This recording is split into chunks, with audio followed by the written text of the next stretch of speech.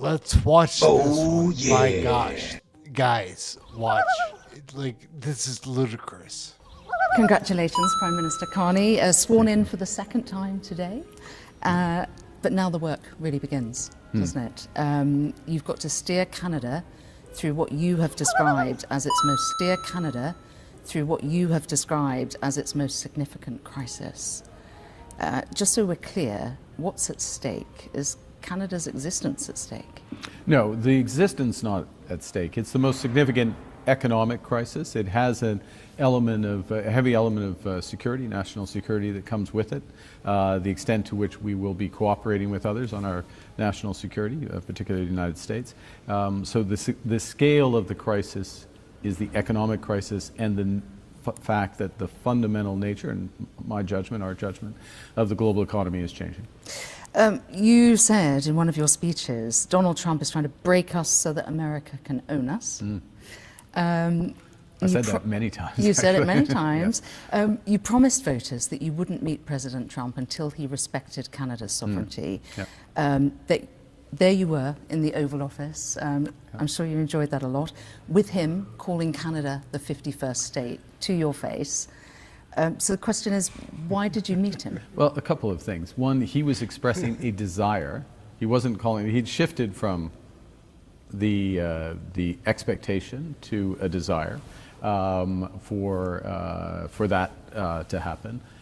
He was also coming from a place where he recognized that that wasn't going to happen. I made it clear to him in that context. And the other aspect of it was that for a period of time, he wasn't providing the respect to this office, to my predecessor in this office, that it deserved. The President and I have had several conversations prior to that meeting. Yes. It was clear that we were going to restart the relationship, discussing as two sovereign nations, and that is what happened. So do you think that he ever intended to annex Canada? There's wish and reality. Did he want to? Did it look like an attractive combination to him? Yes. Does he still muse about it? Perhaps. Is it ever going to happen? No, never. Okay, but you talked very tough during your campaign, and you rallied a lot of Canadians behind you. You seem now to be dialing it down a little bit. Was it politically advantageous to you to make Canadians feel that he was coming for Canada? I recognized very early, I think I recognized very early on, amongst the earliest, that this was a threat. It was a threat to our sovereignty. I was very clear from the start that Canadians wouldn't stand for that. Canadians made it very clear, almost virtually to the individual in terms of the way they voted. They didn't all obviously vote for me, but the stances of other parties shifted towards where I began. And so, but now the question is, can we, it's an open question, can we negotiate that new partnership? It's started, those discussions have started, but they certainly haven't concluded. And in terms of his desire for some kind of marriage, as he described it, a beautiful marriage with Canada, do you think you can keep that at bay, his desire? Yes, without question. Look, there's a couple of things that are quite important, and this is true in and of itself. It's also relevant to a negotiation. We can give ourselves far more than the Americans can take away. So yes, they put tariffs on us. Yes, they're causing problems in the auto sector, in the steel, the aluminum sector. They violated the NAFTA Accord and other aspects. And so that has an economic impact on Canada. They could put more tariffs on us. That's always a possibility.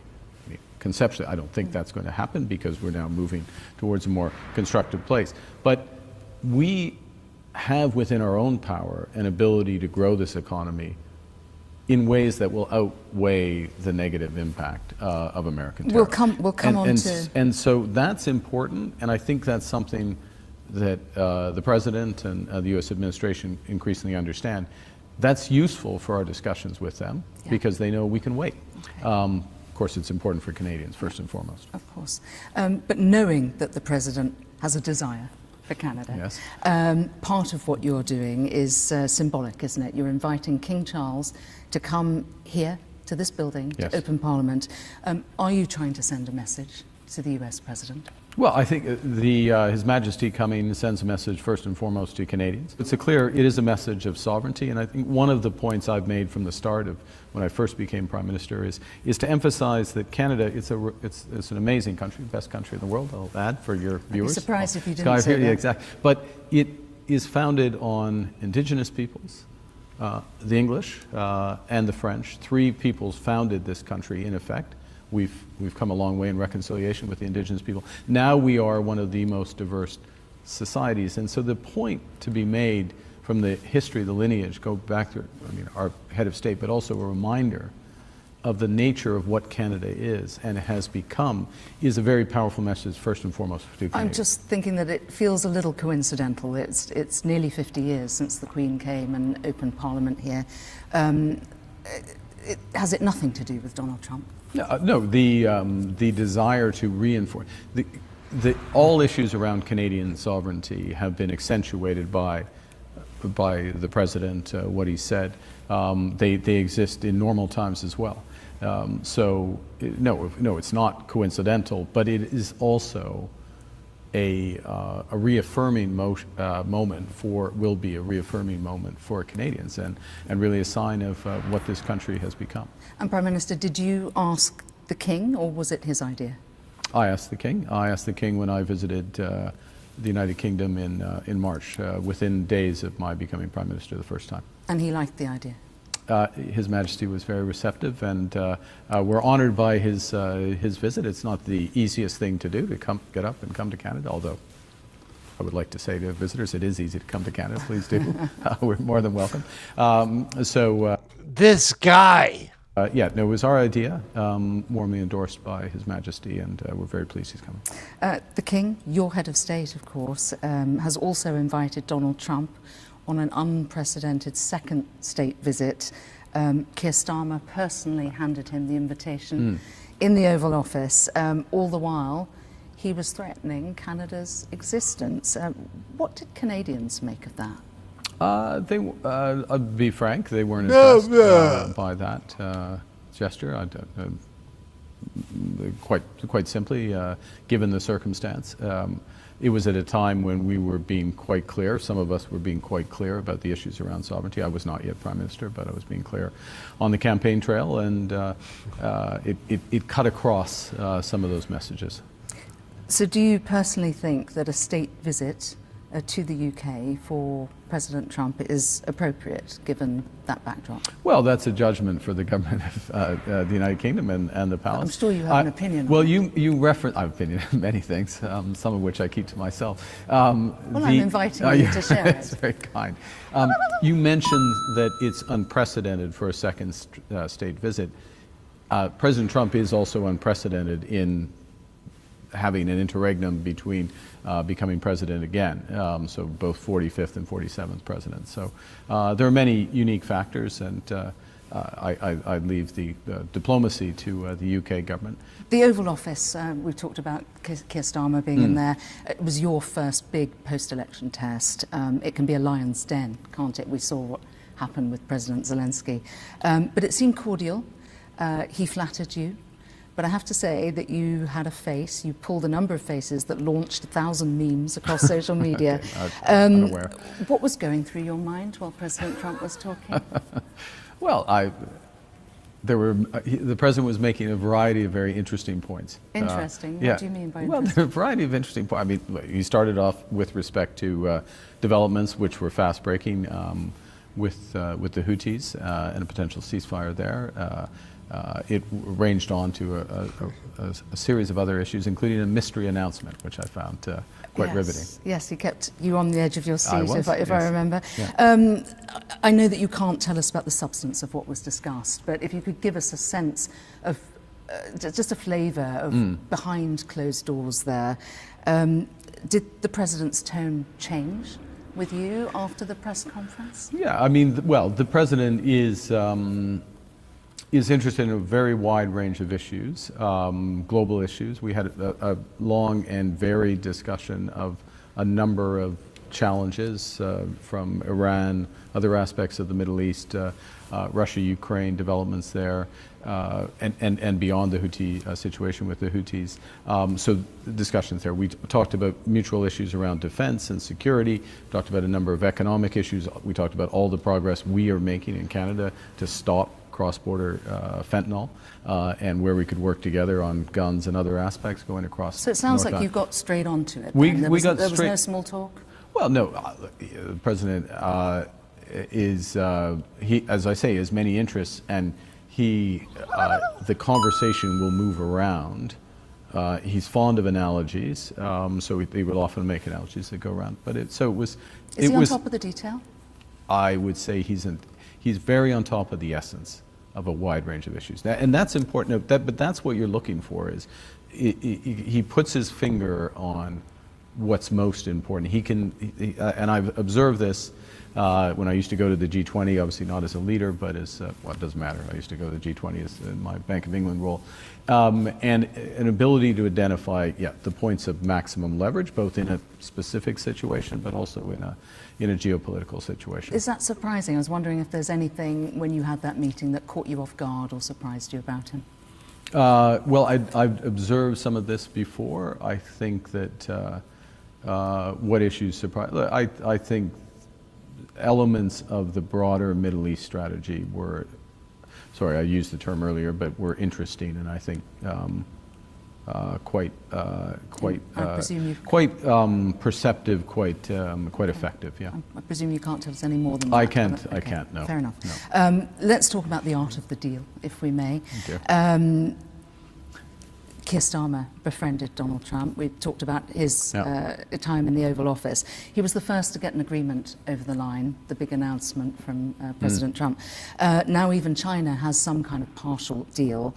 Why hasn't Canada got one yet? Well, by the standards of the Chinese deal, we have a deal. We've had one for a while. I view the Chinese deal as progress, but the Americans have already lowered tariffs on Canadian goods. They have a series of tariffs. We probably don't have time to go through, but quite a substantial lowering of tariffs on a number of goods. And they've also, uniquely, because we have USMCA, are allowing in a variety of goods now on a tariff-free basis. So that has happened already. So on the context of these broader, quote, deals, we're actually deals. You sound like you're. Well, they're free, but like the Chinese situation. Well, no, the Chinese situation is a 90-day pause. Well, it's an 89-day pause now. So that's different than a trade deal, so that's the first point I'd make. So there has been some progress there, but the reality is that the meeting, which was only a week ago, that the President and I had, was the first time we really were sitting down and starting broader discussions. And recall as well that the UK is not, China is not, Europe is not, Canada is the largest client of the United States. We are their largest trading partner. Okay. So that is the big deal. That is the deal that will move things. Yes. And there are many factors that will influence it, and we've just started. But Starmer did get an agreement on steel, aluminium and cars. Wouldn't Canadian businesses in those sectors welcome that? Well, we don't want an agreement that allows us to ship 100,000 cars to the United States when we ship over 1.5 million cars to the United States. Okay. So we are in a different order of magnitude in terms of integration and scale of the relationship than the United Kingdom, with all due respect. It's a totally different world. Okay. The level of trade with the world's largest economy. We are the largest trading partner of the world's largest economy. So, Prime Minister, you're to host President Trump and other G7 leaders here in Canada. Last time the President was here in 2018, he stormed off, refusing to sign the agreement and accusing your predecessor of being dishonest and weak. Are you confident he's not going to do that again? Well, look, it's going to be a very important G7, given what's happening in the global economy, the early stages of these potential trade deals. Number one, what's happening in Ukraine and beyond. President Zelensky will be at the G7. I invited him. I think what's crucial, and if there's a lesson, if you will, from that G7, but just in general, is to be consistent. Say the same thing in private as you say in public. Say the same thing after the summit as you say during the summit. Okay, so who was not consistent last time? Well, I think the President perceived some inconsistencies. From? Well, I'm going to be consistent. I will be the same, and I think that's what's necessary in order to get agreements, and that's what he respects. The other unfairness that President Trump highlights is defence, and he has a point here, doesn't he? Because Canada's contribution to defence as a proportion of GDP has been pitifully low, if you don't mind me saying. You've been free-riding on the US for years. Well, there's a couple of things there. The first is that we have substantially increased our defence spending. We've more than doubled it over the course of the last several years. I have announced a series of major defense initiatives. There's more that's going to happen. And it is part of our discussions with not just the United States, but with the UK and with Europe, how we are going to increase our defense spending. Because in the end, I flip it around is what's necessary to secure our borders, secure the Arctic, and of course to support our NATO partners. But getting to 2% by 2030, which I know is already an improvement on what it was, it feels too little too late given the state of the world, doesn't it? Well, it's a dynamic situation, let's put it that way. Okay, so we might expect that to change. Dynamic means change. Okay, and given how little Canada has paid in year after year, do you trust President Trump? I mean, he seemed pretty clear in the Oval Office, you know, we support them militarily and we're happy to do that. Do you expect that he would come to your aid militarily if needed? We have very integrated defense forces. NORAD, which is the defense force for the Arctic, for the ballistic missile defense and other things, is highly integrated. We've just announced a major investment, which is state-of-the-art, over-the-horizon radar in the north, for example. We're moving to 365-day presence, air, land, and sea in the north. We have confidence, full confidence in our defense relationship with the United States, as we do with all NATO partners. Okay, so you're confident that if you needed them, they would support you. As they are confident that we would support them if they need us. Okay, with your tiny military and a lot of broken equipment. There we go. Now, we're talking a lot about defence, Your of course, tiny because the world's in a precarious military. place. And one of the things I want to talk to you about is a big hot spot, obviously the war in Ukraine. Where we are the largest per capita contributor to Ukraine. Okay. Yeah. And, but in terms of bringing about peace, President Trump has positioned himself as a key peace broker there between Putin and Zelensky. Do you trust that he's an honest broker in that regard, in representing the interests of Ukraine, Europe, and the West? I do. A straight answer, I do. Let me take an opportunity, though, to salute the work of Prime Minister Starmer and President Macron in forming this coalition of the willing, where Canada is one of few, I should say, Australia's there, New Zealand, non-European members of the coalition of the willing, in creating both a capacity support for Ukraine, creating a pathway to security guarantees, helping to tighten financial sanctions, and providing support for U.S. what have been bilateral or trilateral conversations around peace, coming back and forth, I know, with some volatility. But that is now, those are starting to converge as we sit here today, Thursday being an important day in Istanbul as a part of a process.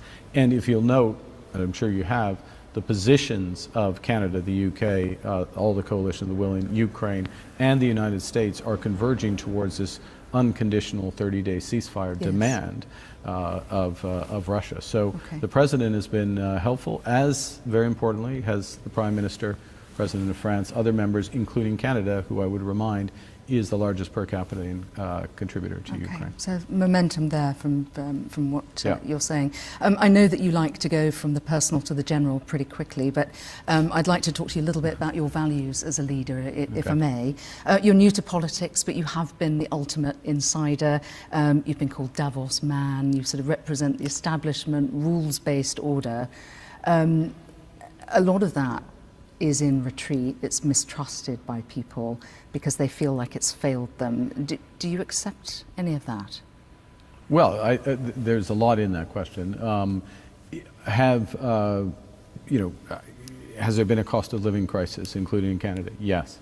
Has inequality gone up in a number of countries? Yes, not in Canada, actually, following following transfers. So inequality has actually flatlined and gone slightly down in Canada the last several years. Are there challenges with globalization and tilting? Absolutely. I've identified those over time. So there are a series of those issues, and they are real and they translate to people. And people want solutions. Now, the solution that Canadians chose is me. We got more votes than any other party has ever got in Canadian history. We won the majority in 7 provinces. We won many seats. And the solution that we're looking to is, first and foremost, to build one Canadian economy, a fairer Canadian economy, and to build out trading relationships with reliable partners. So it's not a turn inward strategy that Canadians are embracing. That's interesting because you did win, obviously. I congratulate you at the beginning. Yeah. Populists are not in power here or in the UK, but they're hard on your heels, as they are in the UK. They were ahead by 25 percentage points before I ran. So yes. I think it's important to recognize, I'm going to stress this point. This country voted for diversity, openness, fairness. Yeah. That's what we voted for. But populists are still setting the agenda to an extent, and you ran on a platform of nationalism and border security. I'm just wondering if that's uncomfortable for you as a man of the centre-left. No. I think you have to deliver. A first responsibility of government is safety. Safety and security, national security, border security, security in people's communities. And look, you can't redistribute what you don't have. You have to grow the economy. There does need to be more focus on growing the economy here. So I ran on that as well. But it's this was a vote, in my judgment. This was a confident country voting. It was voting to reaffirm values. America's a melting pot, we're a mosaic. Healthcare is a big business in the United States. In Canada, it is a right. It is a very different country, and people recognize those differences and voted for those differences. If you say so, big guy. We talked about it earlier with respect to the King. We have 3 founding peoples, but we are a truly multicultural society. This is you look at the cabinet that we swore in today. It is a very different country than many countries, and so there's this affirmation of it. Now, I have a responsibility, and my government does, to deliver on the economic side. It's a lot to take, guys. To deliver with the United States and those other factors, but in the context of, as I say, a confident Canada. My final question. You've written about the importance of humility in your book. Yes. You've mentioned it in many of your speeches, including your press conference this afternoon. What have you learned the hard way in your first couple of weeks as being Prime Minister? The hard way, I would say, I'm going to answer it more generally because I'm not sure I've learned something the hard way in the first couple of weeks. Because we have... I did say you like to go from the personal to the general pretty No, quickly. but I mean... I'm inviting you to just stay with the personal. What's been harder than you expected? It's keeping you modest. This question. Nothing is keeping him... There will be lots of mistakes, and I think... Nothing is keeping him modest. Recognizing them. It was one of the things that people respect is when you recognize mistakes up front. Is there an example? I was Prime Minister for 9 days, and now I'm Prime Minister literally for not even 9 hours. I've just been reaffirmed.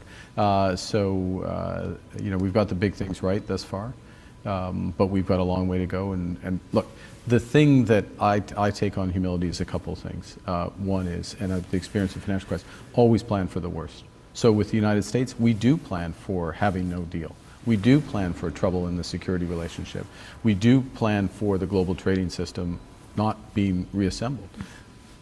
That's the way to express it. The second thing on humility is being very clear that you're not going to have all the answers, and so you have to have a true team. And so that cabinet, which you saw sworn in today, has to truly function as a cabinet. It has to be more than the sum of its parts. Okay. Prime Minister Carney, thank you very much for your time. Thank you, Seth. And finally tonight, a new development in the Canada strike. For those of you who don't remember or don't care, Canada has been striking for more money. Yeah, all right. I told you. Listen. In a shocking turn of events, it now appears that thousands of people from Denmark are flooding into the United States with hopes of taking the place of the striking Canadians. What?